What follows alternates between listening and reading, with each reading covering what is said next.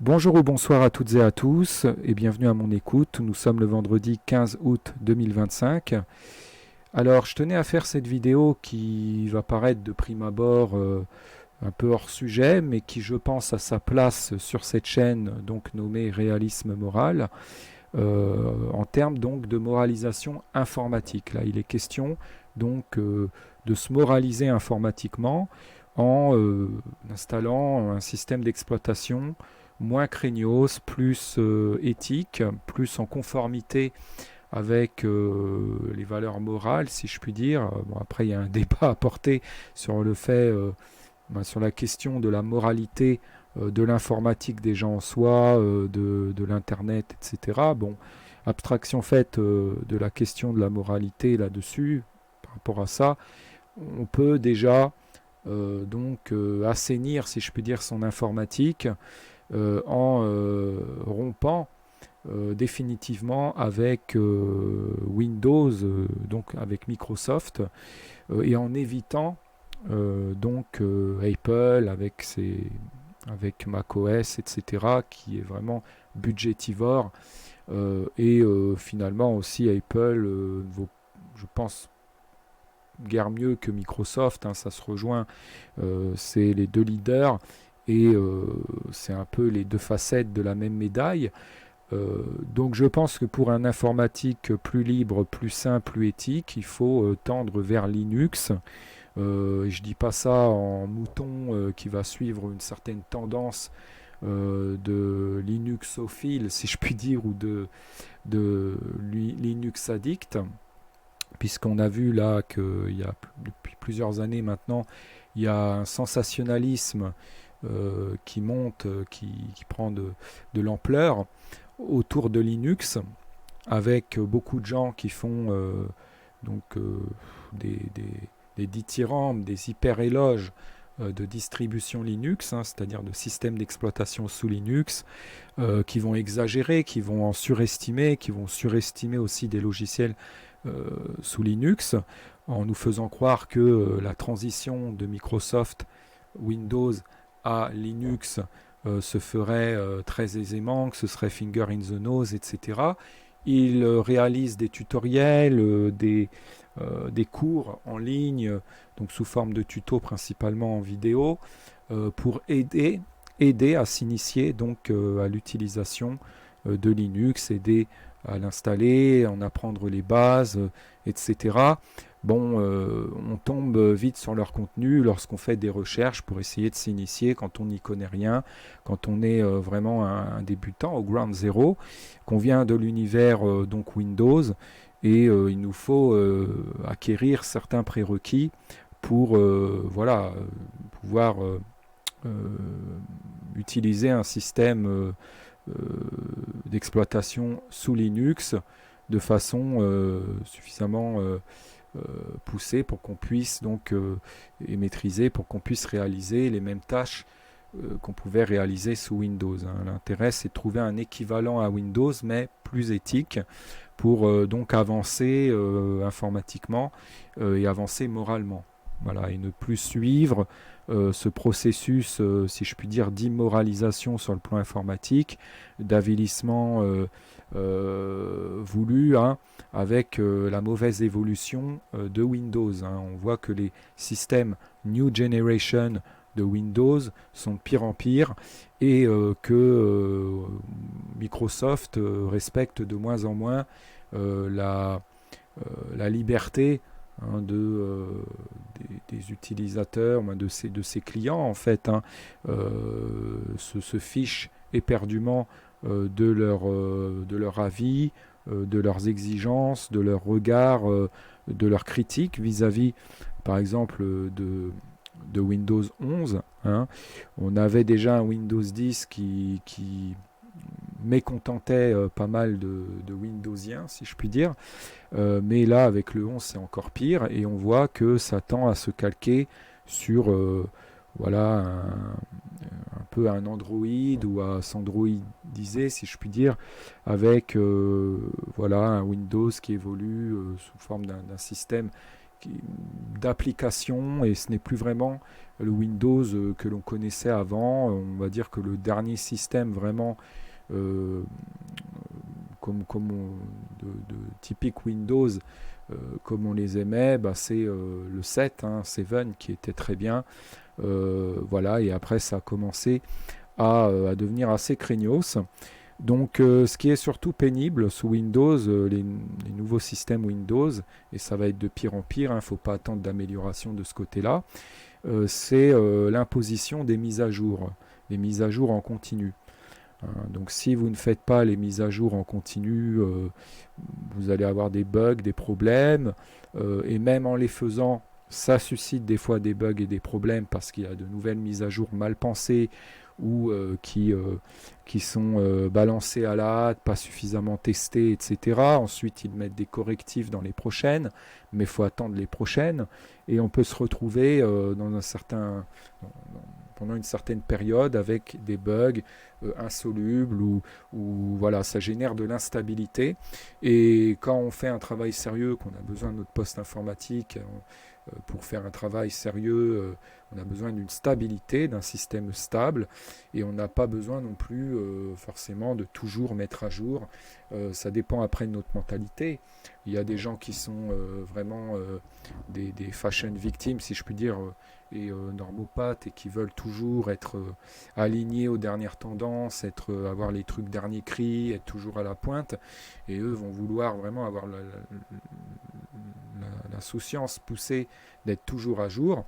Donc eux, ça ne va pas leur poser problème, mais si on est quelqu'un d'un peu plus élevé, si je puis dire moralement, non moutonnier, qui se fout un petit peu des tendances, et qui, sans vouloir être trop à la traîne non plus, ne veut pas mettre les mises à jour systématiquement, on est baisé en l'occurrence, faut le dire, parce que c'est imposé. Voilà, on peut essayer de ruser, de repousser les mises à jour.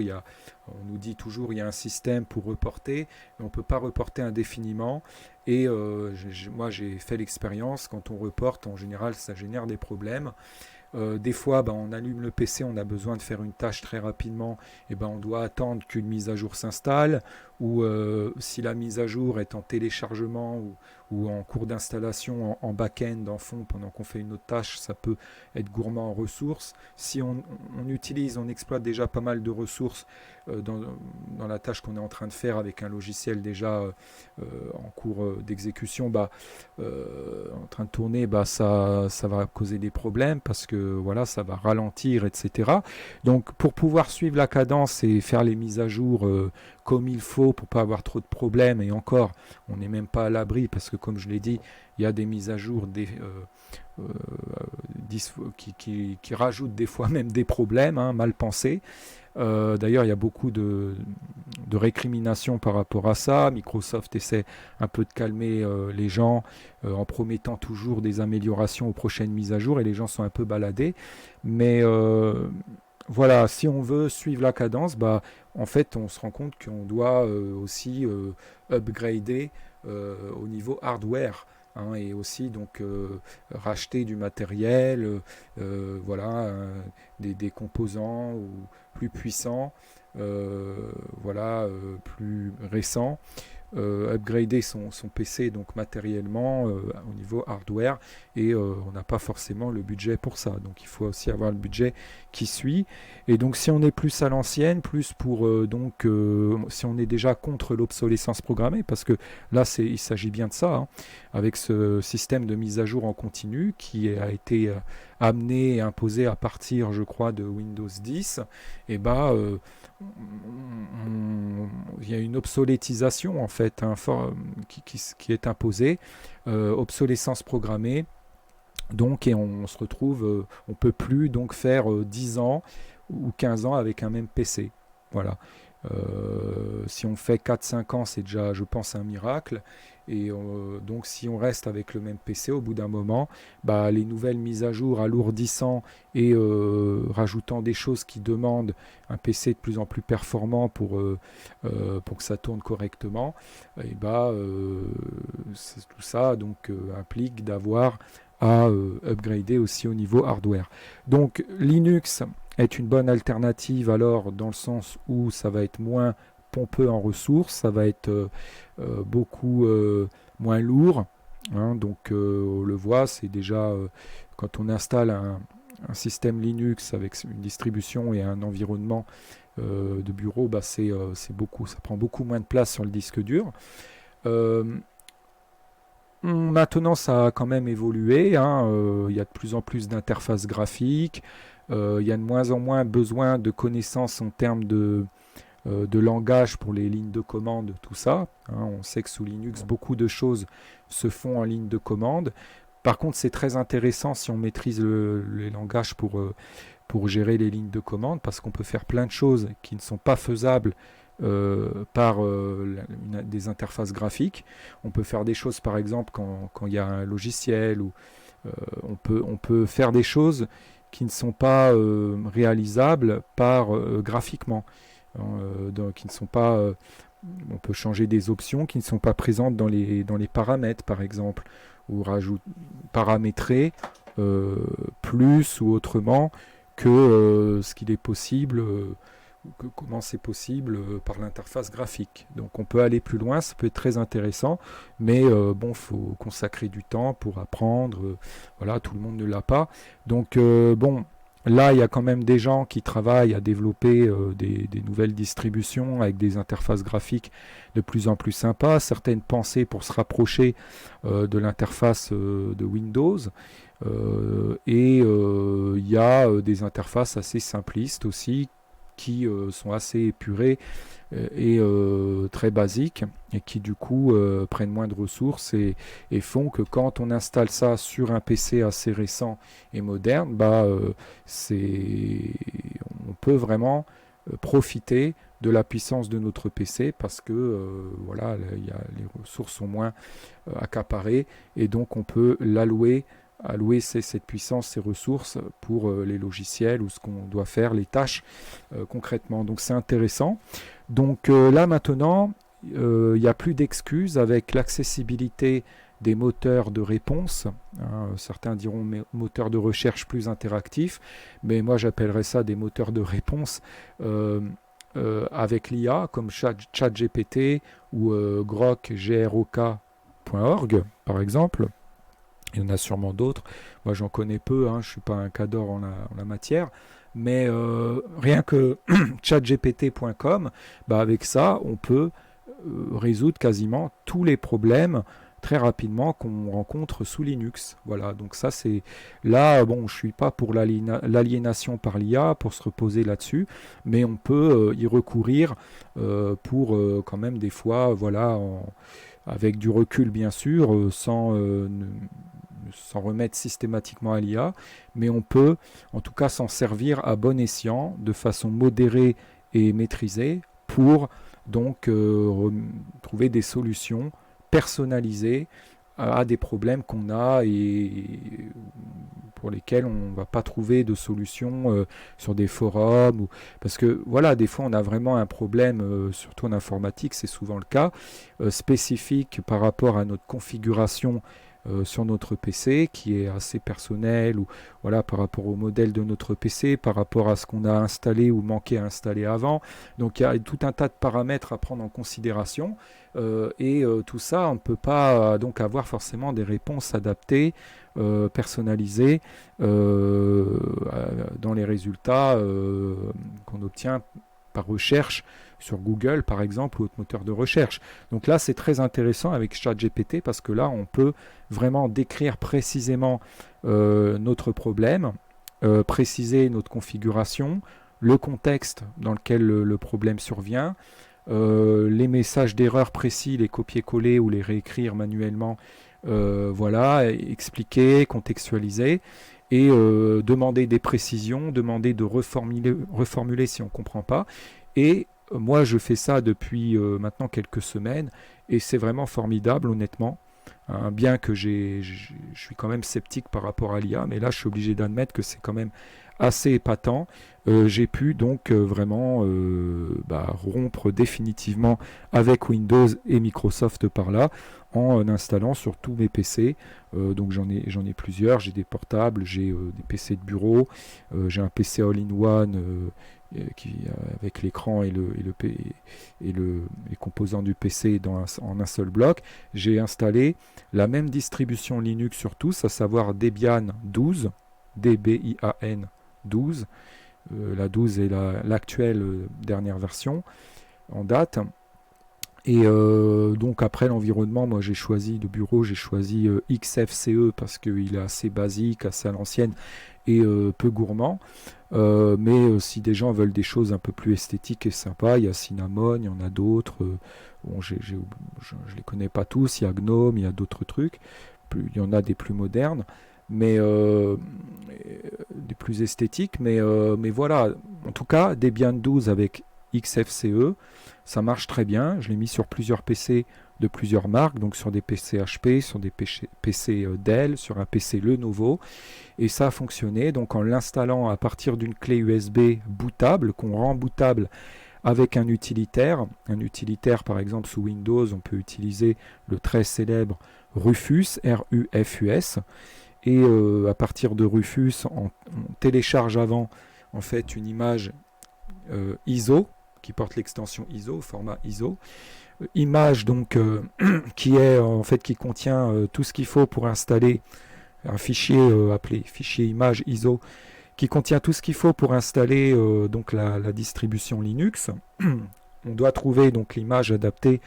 Donc si on est en 64 bits, on doit en télécharger une pour les 64 bits, etc. Adaptée à notre PC. Et ensuite, donc, savoir si notre PC est en MBR ou en EFI, en Legacy ou en MBR. Donc ça, après, vous pouvez chercher aussi avec ChatGPT ou sur Internet. Vous trouverez des tutos, des explications pour vous aider à savoir si votre PC est en MBR ou en EUFI.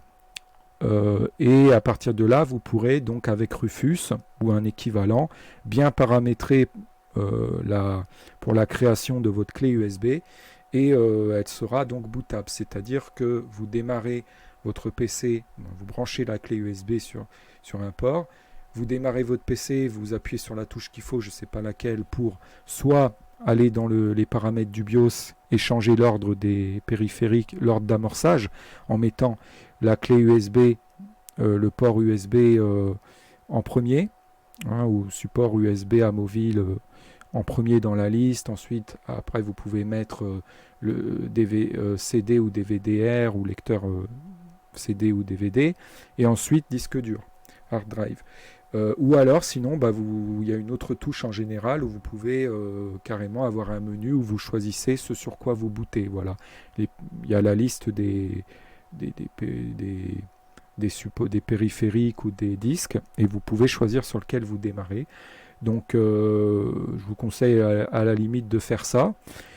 Et comme ça, vous aurez dans la liste donc la clé USB. Si normalement elle est elle a bien été préparée, faite avec formatée comme il faut avec Rufus ou équivalent, vous la trouverez et ça bootera. Vous aurez le menu donc avec de la distribution Linux que vous avez choisi. On vous proposera soit pour beaucoup, on peut la tester en live sans installation. Donc ils appellent ça un live CD ou un live distribution live. Et là, vous pouvez voir comment ça tourne sur votre PC pour essayer avant. Bon, ce sera minimaliste. Vous ne pourrez pas faire certaines tâches parce que forcément c'est limité comme il n'y a pas l'installation. Mais ça vous permettra de voir comment ça tourne, de tâter un petit peu. Ça peut être bien pour avoir une petite démo ou essayer. Donc ça met un peu plus de temps à charger. Et après, vous pouvez vraiment donc redémarrer et si vous êtes décidé, vous installer. Donc là, vous choisissez Install. En général, c'est en anglais au début. Et après, vous pouvez vite mettre en français. Vous devez bien choisir la langue du clavier aussi. Là, vous avez, comme pour Windows, différentes étapes d'installation. Il est très conseillé de connecter le PC par câble Ethernet ou en tout cas de s'assurer qu'il a une carte Wi-Fi pour pouvoir connecter un Wi-Fi qui est activé. Parce que dans la phase d'installation, en général, ils demandent la connexion Internet pour télécharger ce qu'ils appellent des paquets ou des pilotes, des drivers ou d'autres fichiers nécessaires en plus qui ne sont pas forcément dans l'image. Je vous conseille de télécharger une image de Linux, celle que vous allez mettre sur la clé USB, complète, et pas une image inst ou je sais pas quoi qui fonctionne sur le mode de l'installation par internet. Vraiment une complète, ça prendra peut-être 4 gigas environ ou plus, mais ce sera plus intéressant car vous aurez une installation plus complète avec ça et risquerez d'avoir moins de bugs et voilà, vous avez tout à y gagner. Donc c'est un peu plus long pour la création de la clé USB avec ça forcément, puisque l'image ISO est plus volumineuse. Et donc après, une fois que vous bootez là-dessus, vous procédez à l'installation. Il va vous demander de créer un mot de passe root, parce qu'en fait sous Linux c'est beaucoup plus sécurisé. Vous avez un super utilisateur, bon, comme on dirait sous Windows où il y a le compte administrateur. Et là l'équivalent c'est le compte super utilisateur root. Et là, vous assignez un mot de passe et ensuite, on vous demande de créer un compte utilisateur pour le dissocier du compte super utilisateur, du compte root, qui va être le compte utilisateur comme un compte que vous utilisez sous Windows, hein, sous votre nom ou votre pseudo. Donc là, vous mettez un pseudo ou un nom et il vous demande là aussi un mot de passe que je vous conseille de choisir différent hein, de celui du mot de passe root. Voilà. Mais comme ils vont vous être demandés souvent, il ne faut pas non plus mettre des mots de passe très compliqués, hein, parce que sinon ça va être corsé pour vous. Voilà. Ou sinon, il faut vraiment avoir une très bonne mémoire, ou noter et retaper à chaque fois si c'est une longue suite, une chaîne de caractères assez longue. Ça peut être assez pénible. Vous verrez que si vous rencontrez des problèmes, le mieux, l'idéal, c'est d'avoir son téléphone portable connecté à Internet avec ChatGPT ou un autre PC, un PC portable dans l'idéal. Si vous installez sur un PC de bureau Linux, si vous avez un petit PC portable en plus à côté, vous pouvez vous faire assister par ChatGPT dès que vous rencontrez un problème, même pendant la phase d'installation. Hein, comme ça, si vous avez un message d'erreur, vous tapez, voilà, j'ai ça. Vous faites comme si vous discutiez avec en fait un informaticien qui serait à côté de vous et qui pourrait répondre à toutes vos questions pour vous décoincer, quoi. Voilà. Et là, vous obtenez des réponses et vous pouvez donc avancer très vite et vous serez surpris, quoi. Voilà, il vous donne même les lignes de commande à rentrer. Faut essayer quand même de comprendre la logique, de comprendre pourquoi on met ça, mais en général, il vous l'explique. Hein, il ne se contente pas de vous le donner, il vous explique à quoi, par exemple, quelle est la ligne de commande, qu'est-ce qu'elle va signifier, qu'est-ce qu'elle va faire. Si ce n'est pas expliqué, vous pouvez le demander pour être sûr avant, pour être sûr de ne pas faire n'importe quoi non plus. Et si une ligne de commande vous retourne une erreur, vous indiquez, voilà, j'ai exécuté cette ligne de commande et il me retourne cette erreur-là, il vous copiez le message d'erreur, et là il va vous dire, il va vous donner plusieurs il va en fait faire un diagnostic et vous dire les problèmes qu'il peut y avoir, les causes possibles, et vous proposer différentes méthodes pour solutionner. Voilà, vous les essayez. S'il y en a une qui aboutit pas, vous dites voilà, la méthode 1 par exemple, je rencontre ce problème. Et si vous êtes persévérant et en général, s'il n'y a pas trop de problèmes, il n'y a pas trop de bugs, vous arrivez très vite à vous décoincer et donc vous arrivez à avoir installé un système Linux et surtout à installer la plupart des applications que vous avez sous Windows ou des équivalents. Alors moi, j'étais le premier à dire il y a encore quelques mois que les applis sous les logiciels plutôt sous Linux étaient assez insatisfaisants, que voilà, bon, c'est sûr qu'il y en a pour certaines tâches, il y en a beaucoup qui n'égalent pas les logiciels modernes dernier cri sous Windows. Mais il y a eu beaucoup de progrès. Et quand on est quelqu'un, bah, ça dépend de l'usage aussi qu'on fait de notre outil informatique et du PC. Pour ceux qui font de la bureautique, bah, clairement, hein, ils peuvent se satisfaire de Linux. Pour ceux qui font des montages, mais pas des trucs très poussés, où il n'y a pas trop d'effets spéciaux, hein, c'est pareil. Ils peuvent utiliser par exemple Kdenlive ou Kdenlive, ça va, c'est très bien, hein. Bon, je pense qu'il faut quand même un écran assez grand pour l'utiliser, honnêtement, ou travailler sur deux écrans. Moi, j'ai un écran assez grand, donc ça va. Voilà, j'ai un bon affichage. Mais si on se donne les moyens de le maîtriser, Kdenlive, on peut faire pas mal de choses et c'est assez satisfaisant. Non, on peut installer maintenant DaVinci Resolve aussi sous Linux, donc l'un des gros logiciels phares maintenant en montage vidéo. Pour ceux qui font du montage audio, bah, il y a aussi ce qu'il faut, hein. Donc, il y a des logiciels multipistes comme Ardour pour la création notamment musicale. Il y a bah, le fameux Audacity, hein, pour donc les éditions plus basiques pour travailler sur des pistes audio, etc. ou enregistrer des audios. On peut remettre OBS par exemple. Donc moi, là, je peux vous montrer un petit peu ce que j'ai mis, hein. Voilà, donc j'ai remis. Donc Firefox, il y est nativement, hein. C'est en général le navigateur web qui est mis par défaut nativement dans l'OS, dans le système d'exploitation Linux. Bon, j'ai réinstallé Google, c'est peut-être pas le meilleur choix, Google Chrome, mais on peut mettre Brave ou d'autres, hein. Donc là, pareil, vous pouvez demander à ChatGPT comment installer. Je sais pas moi, par exemple Brave ou même une autre version de Firefox, parce que là c'est la version ESR. Vous pouvez demander, pareil, hein, qu'est-ce que euh, euh, Firefox ESR, et il va vous dire, voilà, vous voyez, ça veut dire Extended, pardonnez mon mauvais anglais, Support Release. Voilà. Donc c'est une autre version, une version soit prétendument plus stable de Firefox. Voilà, vous pouvez demander la différence avec la version classique. Voilà, donc c'est celle-là qui est mise par défaut. Bon, moi j'ai laissé celle-là, mais j'ai constaté qu'il y a certaines choses qui changent. Il y a des options en moins dans le menu contextuel, notamment quand on clique droit sur des liens, on a des options en moins. Mais il y a l'essentiel. Et puis si c'est plus sécurisé, c'est pas mal. Kazam, par exemple, pour les captures vidéo et capture image d'écran. Euh, OBS Studio, très facile à installer, hein, avec une seule ligne de commande dans le terminal. Color Paint, qui est un équivalent de Paint, équivalent de Paint sous Windows. Je peux vous l'ouvrir, vous verrez un petit peu, hein. Donc voilà, on a pas mal d'outils. On peut rogner, on peut voilà, mettre des formes par-dessus, écrire, on peut souligner, barrer, gommer, etc.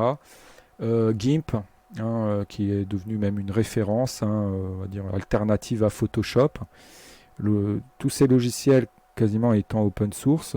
Audacity, j'en ai parlé tout à l'heure. AbiWord, c'est l'équivalent de WordPad. LibreOffice Writer, donc de la suite LibreOffice, hein. Il y a aussi LibreOffice Calc et d'autres, hein. Donc ça, sont les alternatives aux logiciels de la suite Microsoft Office, mais en open source et en libre, gratuitement. Ce qui est assez intéressant, c'est que là, il n'y a pas d'histoire de licence, hein. Tout est gratuit, c'est beaucoup plus sain à ce niveau-là. Donc des logiciels de gravure, XFBurn, K3B, Ardour, j'en ai parlé tout à l'heure, c'est un multipiste. Voilà, Mozilla Thunderbird pour la gestion des mails, logiciel de mailing. On peut installer aussi Telegram, on peut installer pas mal de choses. Après, au niveau des applis, je ne sais pas. Après, il y a s'il y a des applis comme les applis TikTok ou X, anciennement Twitter, je ne sais pas si elles sont installables dessus, mais quoi qu'il en soit, on peut se connecter avec un navigateur, hein, classiquement. Sinon, il y a aussi un utilitaire qui est très sympa, c'est euh, KDE Connect. Donc il y a l'appli sur Android, donc on peut l'installer donc sur notre smartphone sous Android, et le logiciel ou utilitaire sur Linux. Donc là, vous l'avez là, je l'ai là. Voilà. Et là, on a les appareils qui sont synchronisés avec le PC. Donc moi, j'ai synchronisé 2 smartphones. Et donc, on peut synchroniser les presse-papier, par exemple, ou envoyer des fichiers donc du PC au smartphone et du smartphone au PC. Je crois que ça va dans les deux sens. Donc c'est très intéressant. Bon, certains diront on peut utiliser le Bluetooth, effectivement. Là, comme ça passe par le Wi-Fi, ça va être plus rapide, je pense. Du coup, il faut que les appareils soient connectés sur le même Wi-Fi, par contre, hein, bien sûr. Et voilà, donc ça peut être intéressant, surtout pour les presses papier. Voilà, quand on veut voilà, envoyer un lien du PC ou un texte carrément, ou même une image, on peut le faire apparemment avec une image, du PC au portable et vice-versa. C'est très intéressant et je trouve qu'avec cet outil c'est beaucoup plus facile qu'avec certains outils sous Windows. Sous Windows on m'en avait vanté un sur internet, je l'avais installé et ça marchait pas toujours, c'était une fois sur deux, c'était pas satisfaisant. Il y avait un logiciel qui s'appelle Alt plus C ou un truc comme ça, mais qui ne permettait que de synchroniser les presses papier textuelles et pas images. Et c'était que dans un sens, c'était que du PC au portable et pas du portable au PC. Donc c'était assez, ça avait sa limite. Voilà, donc là, moi, c'est la plupart des logiciels que j'ai mis, mais après, voilà, vous en avez d'autres, donc qui sont classés par type, graphisme, internet, jeux, multimédia. Donc après, vous pouvez créer des raccourcis. Bon, ça s'appelle des lanceurs dans le jargon. Donc là, par exemple, si je mets créer un lanceur, que je tape Kdenlive, bah, il me propose créer un lanceur Kdenlive. Si le logiciel est déjà installé, vous tapez son nom, bah, il va vous proposer, vous cliquez, ça vous facilite. Et là, quand on met créer, ça crée un lanceur. Alors j'en avais déjà créé un qui est là. Là, ça en a créé un deuxième. On peut créer plusieurs lanceurs pour le même logiciel. Ça n'a pas trop d'intérêt. Mais voilà, c'était juste là pour vous montrer. Mais voilà, si par exemple j'en trouve un autre qui n'apparaît pas là sur mon bureau, Kate par exemple, voilà, clic droit, créer un lanceur, Kate. Voilà, il me le propose. Hop. Voilà, et là, double clic, hein, comme sous Windows, et ça ouvre. Voilà, donc après on peut finalement se recréer quelque chose d'à peu près similaire à ce à quoi on était habitué sous Windows, hein. Voilà, hein. Et là, ce qui est intéressant, c'est qu'on n'est plus emmerdé avec la mise à jour en continu. Voilà, on n'est plus, voilà, il n'y a pas cette politique de nous imposer des mises à jour, de nous forcer à suivre un certain rythme de mise à jour. Il n'y a pas l'obsolescence programmée. Si j'ai pas envie de mettre à jour mon système Debian, je le mets pas. Je peux choisir les mises à jour que je veux. Après, on peut mettre à jour par le terminal. Donc ça, c'est la console en fait. Ça s'appelle le terminal qui va permettre de taper les lignes de code. Voilà. Donc là, je veux passer en mode route. Donc je tape dessus. Je vais rentrer mon mot de passe. Voilà. Donc il ne s'affiche pas, hein, pour sécuriser. Voilà, donc là je suis passé en mode super utilisateur parce que ça met route ici. Et là maintenant je peux mettre à jour. Alors par exemple une commande pour mettre à jour tout simplement c'est apt update. Voilà, update pour mise à jour. Et là bah, comme c'était relativement à jour ça va assez vite. Et on a aussi apt upgrade. Voilà, c'est ces deux là qu'il faut faire. Et là, bah, comme c'était déjà à jour, ça va très vite. Mais quand ça ne l'est pas, bah, on a voilà, pas mal de choses qui se font. Là, on a bah, la liste de toutes les actions qui se font. Et pareil, quand on installe un logiciel, hein, donc pour installer par exemple OBS, bah, Kdenlive par exemple, bah, j'ai juste à taper apt install Kdenlive. Voilà, entrée. Ça va installer, ça va peut-être demander une confirmation. Bon là, je ne vais pas le faire parce qu'il est déjà installé. Donc de taper O pour oui ou N pour non. Et voilà, donc c'est même beaucoup plus simple que pour installer sous Windows en fait. Voilà, parce qu'en fait, Sous Windows, c'est un peu le même principe. Beaucoup. Au lieu de taper des lignes de commande, on nous a créé des interfaces graphiques pour nous faciliter des choses. Mais à la base, même sous Windows, si on veut, on peut faire pas mal de choses avec voilà, le terminal, sous MS-DOS et tout ça, voilà, avec des lignes de commande. Donc, c'est pas quelque chose de propre à Linux. Mais c'est assez sympa en tout cas sous Linux. Moi je maîtrise pas trop, hein. J'ai quelques notions mais j'ai pas été plus loin dans l'apprentissage. Moi j'essaie quand même de rester sur le graphique et maintenant ils ont quand même beaucoup développé. On peut faire pas mal de choses rien qu'avec l'interface graphique et si on ne sait pas faire, bah, on peut utiliser l'IA via ChatGPT et c'est là où je dis il n'y a plus d'excuses. Voilà. Les gens qui disent aujourd'hui qu'ils ne peuvent plus, ils ne peuvent pas passer sous Linux parce que c'est trop dur, trop compliqué, c'est vraiment qu'ils sont de mauvaise volonté, de mauvaise foi. Parce que là, vraiment, si on a de la volonté, on peut très facilement switcher. C'est plus un problème. Et avant, il y avait l'excuse de la difficulté à régler des problèmes, à remédier à des bugs, parce que effectivement, sur les forums, on ne trouve pas une aide satisfaisante, hein. Il y a plein de forums, notamment le forum d'Ubuntu, hein, voilà, où il y a une grosse communauté d'utilisateurs qui vont faire profiter de leur expérience à d'autres, qui vont répondre aussi. Certains ont accumulé des connaissances et une capacité à aider quand même à résoudre des problèmes, mais ça trouve ses limites. Et moi, bon voilà, j'avais déjà essayé il y a 4-5 ans d'installer distribution Linux, j'avais testé Ubuntu, j'avais testé Linux Mint, j'avais testé Fedora, j'avais même osé tester Arch Linux qui est pour les plus balèzes et d'autres. Et voilà, je n'ai jamais réussi à m'en satisfaire, ça n'allait pas, j'avais des bugs, des fois au démarrage, des fois après, ou des fois ça plantait. Et à chaque fois quand je cherchais de l'aide, bah, c'était très dur. Soit je tombais sur des gens qui étaient de bonne volonté sur les forums et qui voulaient me répondre mais qui n'y arrivaient pas. Parce que voilà, c'était en fonction de ma configuration, c'était pas évident. En plus, c'était pas instantané, donc il fallait attendre qu'ils voient les messages, qu'ils répondent, donc c'était assez pénible. Soit c'était des gens balèzes mais qui se foutaient de ma gueule parce qu'ils disaient tu viens de Linux, tu es un néophyte, tu viens de Windows, pardon, tu es un néophyte et tu fais le feignant, cherche, mets un peu les mains dans le cambouis, etc.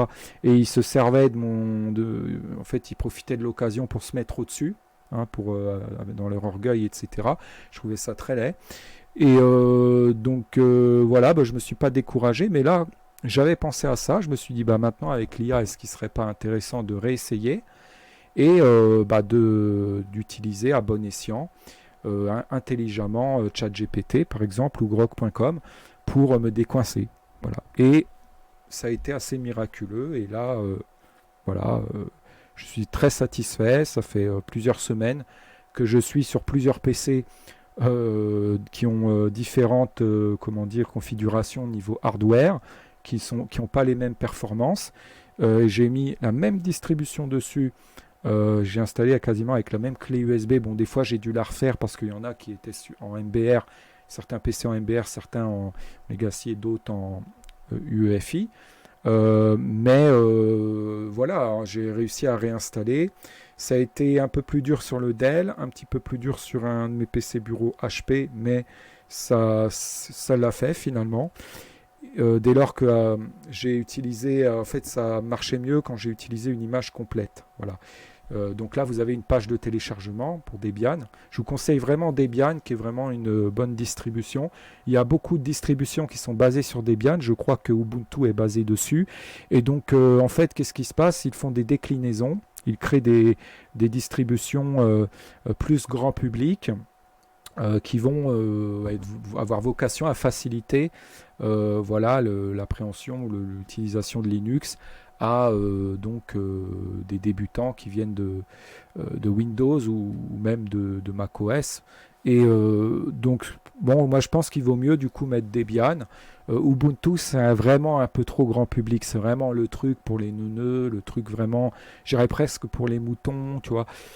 Donc, je trouve que Debian est très très bien. Linux Mint est bien aussi. Hein, il est basé, je crois, aussi sur Debian. Moi, je préfère à choisir entre Ubuntu et Linux Mint. Je vous conseille Linux Mint. Bon, Ubuntu, Ouais, c'est pas... Bon, l'avantage, va-t-on nous dire, c'est qu'il y a une grosse communauté d'utilisateurs, comme il est très populaire. Donc du coup, quand on veut de l'aide ou partager des expériences, ben, on a beaucoup de gens voilà, qui connaissent Ubuntu et qui vont nous... Voilà, avec qui échanger, qui peuvent nous aider ou nous conseiller des choses ou nous faire connaître des choses sous Ubuntu. Mais il y a aussi une communauté Debian, hein, donc bon là, je sais pas, il y a un forum, je crois, pas sur ce site peut-être. Mais voilà, là, il y a des pages de téléchargement. Et donc là, ISO, par exemple, je vous conseille le ISO DVD 1 pour PC 64 bits. Voilà. Et là, vous pouvez donc télécharger l'image euh, et là, ensuite utiliser un utilitaire comme Rufus. Donc Rufus, qui est téléchargeable voilà, via cette page notamment. Vous avez donc, quand vous l'installez sous Windows, bah, une interface comme ça. Vous choisissez, après avoir inséré votre clé USB, bien sûr d'un volume suffisant. Je vous conseille ouais, 8 Go minimum. Vous choisissez ce périphérique où vous voulez donc la clé USB là, ou un CD, hein, ça peut être un disque, mais plus un DVD R du coup. L'image ISO, voilà, vous la sélectionnez, vous venez de télécharger. Et là, voilà, vous devez choisir si c'est en GPT, MBR ou EFI. Voilà. Euh, Formatage rapide, vous pouvez laisser, vous démarrer. Bon, vous pouvez trouver des tutos de toute façon pour créer voilà, la clé USB bootable. Voilà, c'est pas compliqué, hein, ça n'a rien de sorcier. Voilà, c'est vraiment pas compliqué. Donc là, vous voyez, par exemple, ils ont choisi MBR, BIOS ou UEFI. Voilà, donc là, bon, ils ont mis en FAT32. Ouais, il y en a qui conseillent de mettre en FAT32. Euh, voilà, et puis après, bah, vous lancez, vous bootez dessus. Et normalement, tout se passe à peu près bien, hein. Dans les dernières distributions, c'est vraiment amélioré. Ça reconnaît beaucoup de périphériques. Voilà, il y a des problèmes de compatibilité des fois. Moi, j'avais un souci un peu de compatibilité avec donc mon écran. J'ai réussi à le remédier. Donc, j'ai indiqué à ChatGPT exactement ce que ça me faisait comme problème. Et ça a remédié. J'avais des lignes multicolores au démarrage. Il me l'a changé. Voilà, il a réussi à remédier au problème. Euh, Qu'est-ce qu'il y avait d'autre aussi? Ah oui, le buzzer interne du PC, vous savez, des fois ça fait un son strident quand vous appuyez sur une touche qu'il ne faut pas, ou quand, voilà, par exemple, là, vous êtes au bord du champ d'écriture, vous appuyez sur gauche, ça va faire un bruit sur certains champs. Bah ça, c'est le buzzer interne au niveau de la carte mère, je crois, du PC. Bah on peut le désactiver. Voilà, donc avec une ligne de commande sous Linux, on peut le désactiver. Donc ça, il peut nous l'indiquer quelle ligne de commande rentrer. Moi, je l'ai fait. Voilà, c'est très bien. Donc on peut faire pas mal de choses, vraiment configurer énormément, vraiment pas bien paramétrer. Et je pense avec plus de liberté que sous Windows, parce que là, ça évolue mal et avec les nouvelles la nouvelle génération là, de systèmes d'exploitation Windows, on a le champ de liberté de l'utilisateur est de plus en plus restreint. Voilà, on peut faire, en tout cas si on n'a pas de grosses connaissances informatiques, que ce qui nous est affiché dans le menu paramètres, qui est de plus en plus, je trouve, bizarre. Je n'aime pas du tout personnellement. Après, je suis peut-être un peu trop à l'ancienne, je sais pas. Bon, mais si on veut un informatique comme on l'aime, un vrai informatique bah, subsiste, survive, bah, il ne faut pas suivre comme des moutons l'évolution de l'informatique selon Microsoft là, parce que là en plus ça va être de plus en plus avec l'IA, mais dans le mauvais sens, dans le sens de vraiment de rendre les utilisateurs complètement dépendants de l'IA, de les pousser à tout faire par l'IA. Le système il va s'appauvrir, ça va plus être des logiciels mais des applis. Après, on pourra faire de moins en moins de choses, ou ça sera tout avec l'IA. Ça va être très très bizarre. Ça va donner vraiment des systèmes assez vraiment laidement modernes. hein. Vous comprenez en quel sens je le dis. Et donc voilà, les nostalgiques de l'informatique telle qu'on l'aime et qu'on l'a connue jusqu'alors avant ces systèmes New Generation, et bah logiquement bah, vont vers Linux, hein. Voilà, donc il y a une grande variété de distributions. Bon, après, ça se rejoint dans les principes, hein, globaux. Mais voilà, après, il faut se méfier un petit peu des distributions qui sont où il y a trop de sensationnalisme autour et qui sont trop vantées excessivement comme étant vraiment très proches de Windows, comme étant les plus belles et faciles d'utilisation. Voilà, faut se méfier. Debian, ça, c'est assez ancien. C'est assez stable, c'est assez fiable. Et voilà, il n'y a pas besoin de mettre un truc de neuneu tout récent, là, des nouvelles qu'ils ont élaborées, là, non plus. Parce que bon, il y en a tellement qu'après, on peut se perdre aussi dans le côté test, hein. On peut en tester plein. Et donc, moi, je conseille vraiment Debian. Donc voilà, retour d'expérience, en tout cas pour moi. Là, bonne moralisation informatique, bon.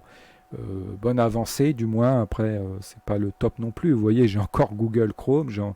Donc, bon, il y a quelques.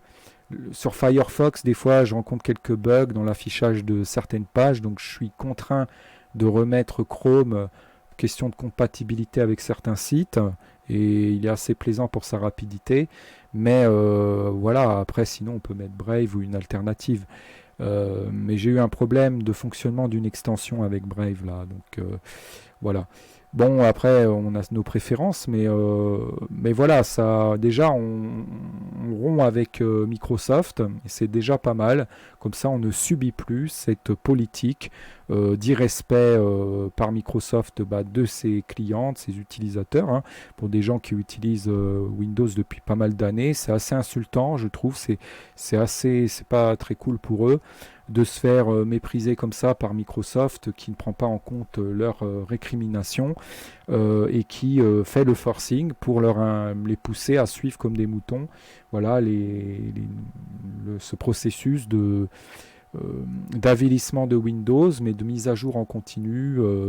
Voilà, c'est assez laid et on ne peut pas savoir à quoi ressemblera Windows demain. Donc on peut installer une nouvelle mise à jour et se retrouver avec un truc méconnaissable ou avec des fonctions qu'on aimait qui ont disparu, ou des trucs nouveaux qui nous plaisent pas ou qui vont foutre la merde dont on n'a pas besoin, qui vont parasiter ou qui vont rester en tâche de fond, qu'il va falloir désactiver. Donc finalement, on va en venir, si on veut rester avec un truc à peu près clean sous Windows, à se prendre plus la tête que pour s'initier à Linux, quoi. J'ai l'impression. Donc autant passer finalement à Linux. Donc voilà, moi j'ai fait beaucoup. Là vraiment, j'ai de l'expérience, hein. J'ai testé plein de distributions. J'ai même usé des PC à installer pour rien des distributions et en revenant ensuite sous Windows. Franchement, honnêtement, j'ai dû faire des yo-yo au moins 10 fois. Revenir sous Linux, sous Windows, plein de fois comme ça. Mais je gardais toujours quand même cette envie d'en finir avec Windows. Voilà. Et là, bah, c'est définitif. J'ai installé, donc j'arrive à faire toutes les tâches maintenant que je faisais sous Windows. J'ai même réussi à connecter mon imprimante qui fait aussi scanner. Ça marche très très bien. Et je me rends compte même qu'il y a des choses qui sont même plus faciles à faire alors sur Linux tel que je l'ai actuellement avec ce Debian 12 sous FXCE, pardon, euh, que sous Windows 10. Moi, j'étais encore sous Windows 10. J'avais testé le 11, il ne m'avait pas du tout plu. Et je pense que le prochain me plairait encore moins. Donc voilà. Et puis en plus, c'est open source, c'est plus libre. On ne se prend pas la tête avec les licences. C'est gratuit. C'est plus sain. Et puis voilà, les développeurs linuxiens font en sorte qu'on puisse suivre, donc les navigateurs puissent être mis à jour pour qu'on puisse afficher les pages, que ça suive au niveau du web, qu'on puisse continuer de visiter des sites assez modernes. Et donc j'espère que Linux va pouvoir suivre, hein, encore et qu'il aura longue vie. Voilà, donc je voulais faire cette vidéo aussi, voilà, pour aider ceux qui en ont marre de Windows et voilà, clarifier les choses parce que il y a tellement de choses qui se disent de trompeurs aussi, voilà, d'exagération, il y a tellement de sensationnalisme manipulatoire autour de Linux, tellement de tutos aujourd'hui, de mauvais initiateurs, de mauvais coachs en Linuxisme que il y a des clarifications à faire. Voilà. Bon, moi, vraiment, je vous parle sincèrement, j'ai rien à vendre, j'ai pas de partenariat avec des gens qui développent des distributions, donc j'ai pas de raison de vous mentir ou de vanter spécialement une distribution plus qu'une autre. Moi, je vous fais vraiment un retour honnête d'expérience et voilà, Debian qui m'avait été conseillé par quelqu'un d'assez chevronné en utilisation de Linux il y a 10 ans, me convient là personnellement très bien. Après, ça dépend de chacun, des besoins de chacun.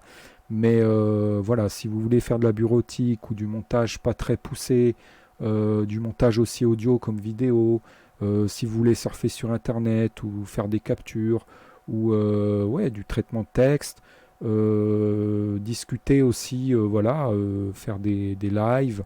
Donc notamment il y a OBS, je vous l'ai dit, hein, on peut même sûrement en installer d'autres logiciels. Donc ça suffit, c'est très très bien et c'est assez performant. Qu'est-ce que je voulais rajouter aussi? Par contre, pour tout ce qui est émulation de logiciels Windows, je vous conseille de laisser tomber, hein. Il y a beaucoup de gens qui baladent du monde avec ça, qui font croire qu'il est possible de bien émuler des logiciels Windows sous Linux. Moi, j'ai testé, c'est très décevant, c'est très dur.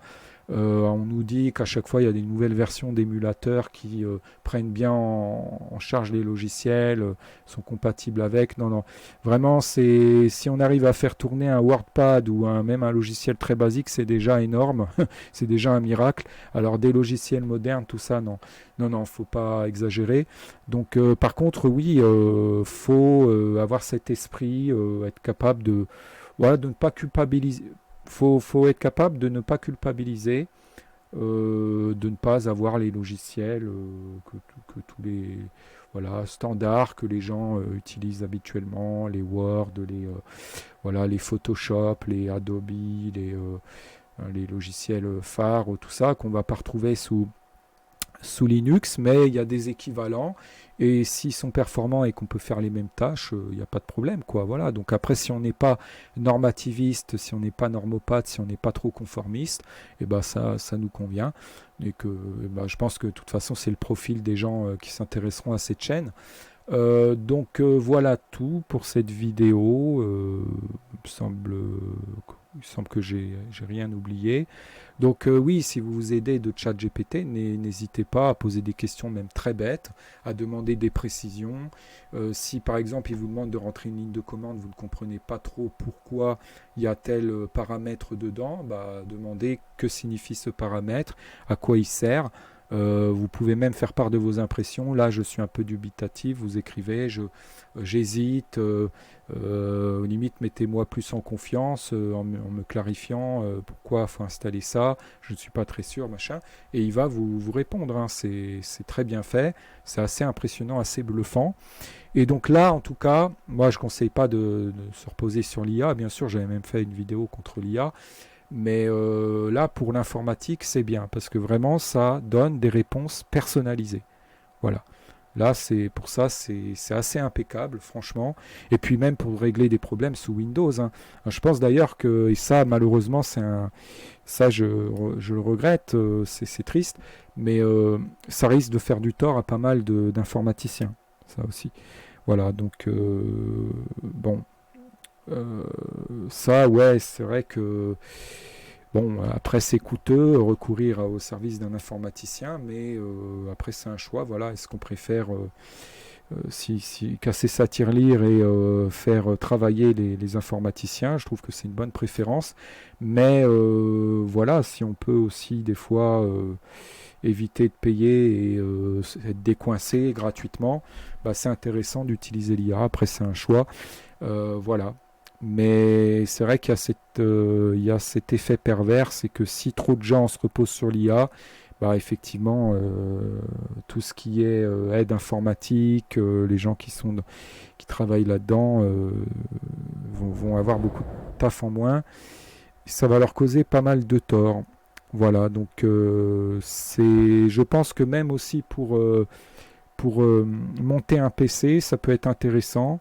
Mais bien sûr, il faut aussi prendre recul et pas prendre pour argent comptant tout ce qui se dit. En tout cas, moi, tout ce qui m'a été conseillé par ChatGPT et Grok, surtout ChatGPT qui est mieux, je trouve, euh, pour remédier, pour solutionner mes problèmes, a fonctionné. Voilà, j'ai pas constaté de conneries ou de trucs, voilà, où on m'a pas induit en erreur. Vraiment, ça a toujours été. Quand des fois ça me mettait des messages d'erreur, c'était qu'il y avait un prérequis d'oublier ou que j'avais pas détaillé assez ma demande ou pas précisé assez ma configuration. Donc après ça m'a arrêté de demander et après voilà on peut même revenir en arrière, demander comment invalider ce qu'on vient de faire ou désinstaller un truc qu'on aurait mis en trop et reprendre dès le début. Donc c'est très bien. Donc voilà, plus d'excuses pour boycotter, si je puis dire, Windows. Hein. Donc les gens qui chouinent avec Windows, bah, qu'ils arrêtent de chouiner dans ce cas-là, et puis qu'ils passent à Linux ou une autre alternative, et qu'ils arrêtent de chouiner s'ils ne veulent pas se donner la peine de passer sur un autre. Avant, il y avait l'excuse de ne pas avoir l'aide suffisante. Maintenant, avec ChatGPT, il n'y a plus d'excuses, il n'y a plus d'arguments pour justifier donc une rétivité à passer à autre chose que à passer à Linux ou macOS ou autre. Peut-être même qu'on peut être aidé pour créer un Macintosh, mais bon, c'est un peu spécial. Hein, et puis je crois pas que ce soit très légal, donc je déconseille. Mais voilà, là, ceux qui chouinent et qui disent qu'ils sont bloqués sous Windows, là, c'est vraiment des gens soit bêtes, soit de mauvaise foi ou de mauvaise volonté, parce que là, on a un outil maintenant à disposition et gratuitement. Là, il n'y a pas besoin de s'inscrire pour vraiment, avec la version gratuite, ça suffit.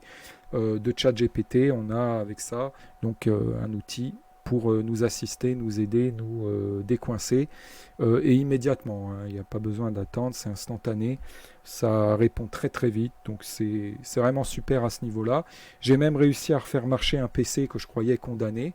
Impossible de le refaire marcher avec une installation Windows. Pourtant, j'avais le disque que j'avais acheté original Windows. J'avais réussi à réinstaller sur plein d'autres PC. Sur celui-là, ça ne marchait pas. J'avais même réacheté un disque dur SSD que j'avais monté et tout. Et impossible. Et ça a marché avec Debian, une clé USB.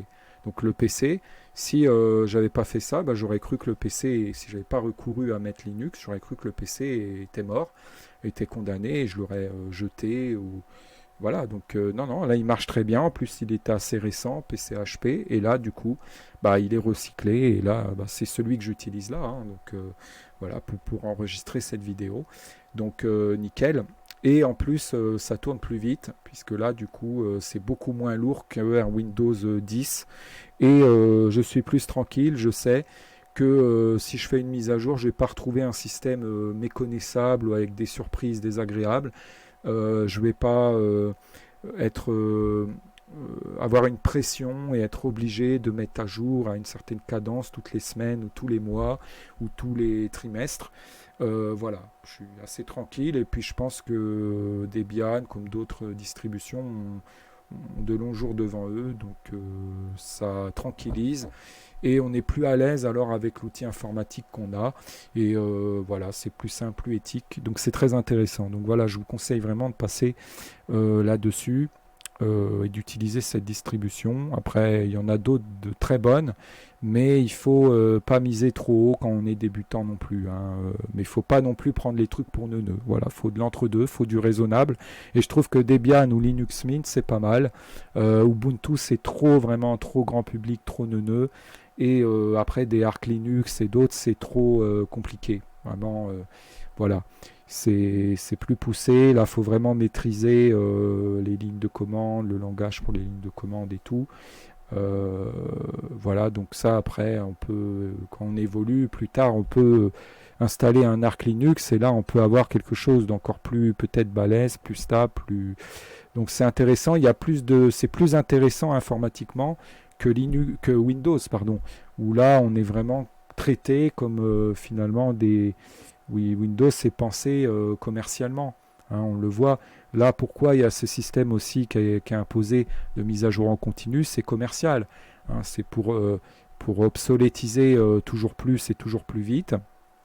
Et voilà, pour l'obsolescence programmée. Donc, du coup, on se retrouve à racheter des PC ou à formater souvent parce qu'on a des bugs, des problèmes. On use le PC alors et on doit en racheter un autre après. Voilà, et puis c'est prise de tête. Mais voilà, au bout d'un moment, bah, quand on est dans ce cercle vicieux, bah, l'intelligence, le bon sens, c'est d'en sortir et de trouver une alternative et de rompre avec Windows. Donc voilà. Donc moi, ce que j'ai fait avec succès, enfin, j'ai mis le temps. Et là, c'est vraiment parce qu'il y a ChatGPT, parce que sinon, j'aurais pas su le faire. Hein. Je serais encore en train de chercher des solutions sur des forums. Et en plus, à chaque fois, il faut s'inscrire. On tombe sur des gens qui sont pas forcément très sympas. Il faut bien exposer les problèmes et tout. Il faut attendre. C'est pas instantané les réponses. Donc, c'est pas facile. Et en plus, on a des fois des modos qui prennent la tête et qui veulent se la jouer aussi, se moquer un peu, balader un peu les néophytes. Voilà, là c'est très bien. Et on peut en plus faire ça en autonomie, tranquille. On n'est pas obligé d'attendre après quelqu'un, de dépendre de quelqu'un qui a une certaine science et d'attendre après ses réponses. Là, on a les réponses tout de suite. Voilà, c'est un gros avantage. Donc là, c'est très bien pour ça, pour le passage à Linux. C'est vraiment assez révolutionnaire pour le coup, je dois bien l'admettre. Voilà, sans me faire le turiféraire de l'IA globalement. Bien sûr que l'IA est critiquable en bien des points, bien sûr qu'il y aura bien beaucoup de dérives, que c'est très dangereux et qu'il faut vraiment prendre des pincettes, mais pour certaines choses ça peut être bien, et là en l'occurrence pour ça, ça l'est. Voilà, donc avec précaution, circonspection, on peut l'utiliser modérément, voilà, à bon escient, juste comme un simple outil ou recours de temps en temps pour se décoincer informatiquement. Et là, pour faire cette transition, et puis après, une fois que c'est installé, ben, on n'a plus vraiment besoin. Hein. Voilà, j'ai installé à peu près tout ce dont j'ai besoin. C'est stable, ça ne plante pas, c'est vraiment bien. Après, il ne faut pas non plus un PC non plus hyper vieux. Hein. Il y en a qui vous disent qu'on peut aussi recycler un PC d'il y a bientôt 30 ans. Il ne faut pas exagérer non plus. Hein. Voilà, il faut rester quand même raisonnable. Si vous avez un PC d'il y a 3-4 ans, c'est nickel. Hein, même 5-6 ans, hein, c'est à peu près bon. Voilà. Donc après, pour tout ce qui est jeux vidéo, c'est pas tip top. Par contre, ça c'est sûr. Si on est gamer, je pense pas que ce soit super Linux, mais pour le reste, ça m'a l'air très bien. Voilà. Donc sur ce, bah, prenez soin de vous. Je vous dis à une prochaine. Bonne fin de journée et éventuellement à une prochaine. Ciao.